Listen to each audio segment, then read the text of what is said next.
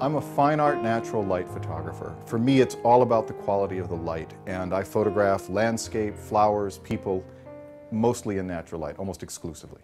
The negative is everything, the print is all. The negative is the sheet music, but the print is the symphony.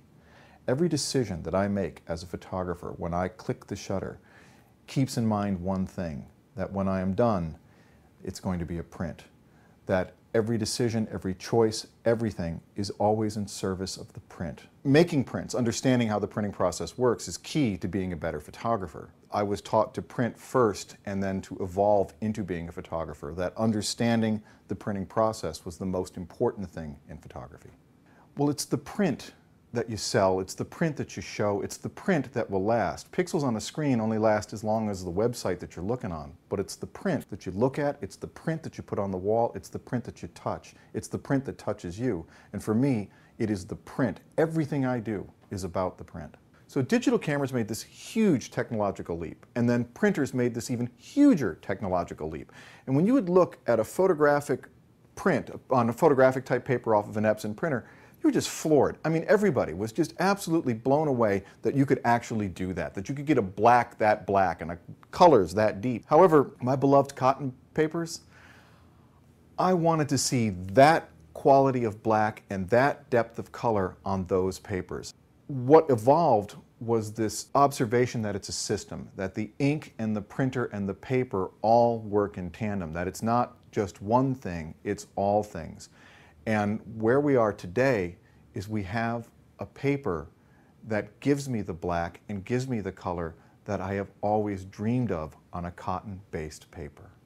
What I love about cold press natural is that I can actually get a black, that I no longer have Demax envy. That not only do I not have Demax envy, but I have beautiful tonal ranges and tonal changes, and that I have incredible color based on the depth of the black.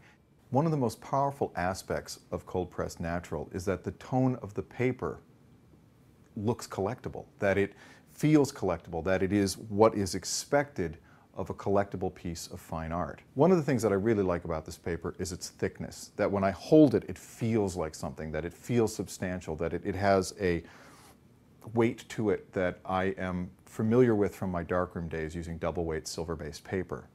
Another thing that I find from a more practical standpoint is that it frames easier, and that it sits in my portfolio cases better, and that it holds up better because of how thick it is. Well, what does it matter? I mean, it's going to be in a frame, right? Who cares how thick it is? I mean, you're going to put it in frame, put it behind glass, no one cares. Well, you don't buy a print behind a piece of glass in a frame. When you buy a print, it's in your hands. But the fact remains that the sale occurs here. It doesn't occur there. And it's this memory, when you look at it there, that you want to give somebody. I have an image called If I Were a Raindrop, which is probably my most signature image. And for me, it is a poem that I have never really completed. I just revisit all the time. Now, what I have found with cold pressed natural paper is I actually have an image that is exactly what it is that I have dreamed in this print to be. The color, the sharpness, the depth, the black, everything that I have ever wanted. What works for me on this print over the print on the wall, and I think it should be fairly obvious, is the background. Look at the depth of the blacks and the purples and the greens that just come out of this image that don't come out of the print on the back.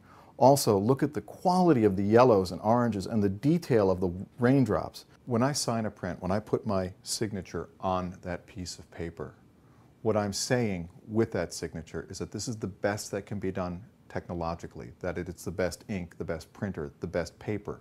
So I was asked, well, what image looks better on cold pressed natural paper? And the answer is, well, not one image looks better on cold pressed natural. They all look better on cold pressed natural.